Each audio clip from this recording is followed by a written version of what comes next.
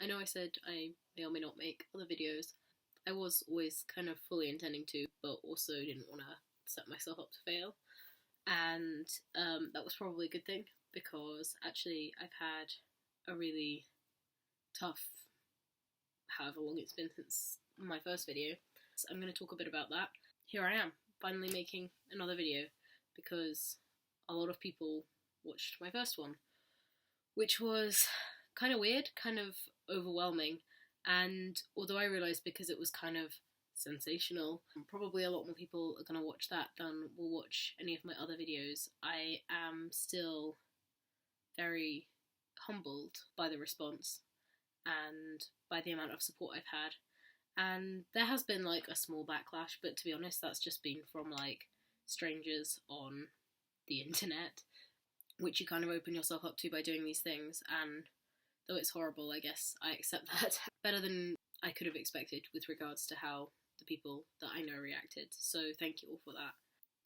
My next video is probably going to be about what I get up to this weekend. I'm going to an event called GirlCon, which is run by an amazing group of young women and non-binary people. It's essentially an event to celebrate the power of teenage girls and the power of femininity, and there's loads of amazing panels. I'm speaking about physical disability and mental illness there, and I'm also on a panel called Big Sisters, giving advice on all sorts of things. I think there are still tickets for that. They're free, but you just have to sign up for an idea of numbers. So I will put a link down below. It will be really great if you could come along and get involved, but if not, I will do my best to capture some of that magic for you in my next video. Fingers crossed I get that done. I make no promises, as ever. As I was saying, yeah, I've had a really tough time. My mental health has essentially just been a bitch for the past few months, and it's been taking its toll on pretty much everything. My productivity, my creativity, my relationships with people. Although I've been really wanting to make a video, even now I don't really have very much inspiration for it, but I figured just getting my foot on a rung of the ladder was probably not a bad way to start. What I kind of wanted to talk about a bit today, and this probably won't be very long, was about failure and about people's perception of you. I don't know, this is a weird video, but whatever, let's get on with it. For those of you who knew me from school or previously to that, the idea of me talking about failure is probably, you're a bit like, what, she's never failed anything in her life, she's probably a straight A student, like, fuck off Pip, you don't know what you're talking about. And to an extent that's true, and to an extent that's why I want to talk about this, because for those of you who don't know, I had my first big academic failure a year ago now, actually. I failed my second year of uni due to a variety of circumstances, and that's kind of just setting the scene for what I want to talk about. I spent a lot of time by myself. I was actually working on a pig farm at the time. I was spending a lot of time cycling and working stuff out in my head, and dealing with that failure and realising that actually very few people's perception of you is affected by your failure. More often than not, people don't want to see you fail, but also don't want to be angry at your failure, and you failing something does not necessarily change people's perception of you, be that you failing academically, or perhaps things not going to plan in your life, a relationship ending, or you not getting a job you applied for. It's realising that there are people in life who you can turn to who will be sympathetic, and in many circumstances there are still ways to get around this. And I realise I am speaking from a place of privilege here. I am a university student and I do have a supportive family and friends, and those aren't necessarily things that are available to everyone. But in terms of being in the UK, there are services that are available if you don't feel like you have people in your life to talk to.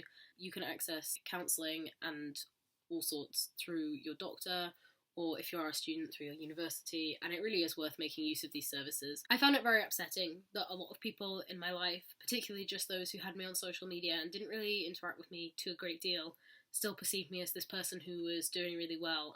I definitely felt like I was defined by that one huge failure. Even though everything else in my life was pretty much going to plan, this failure was just this overwhelming thing hanging over me.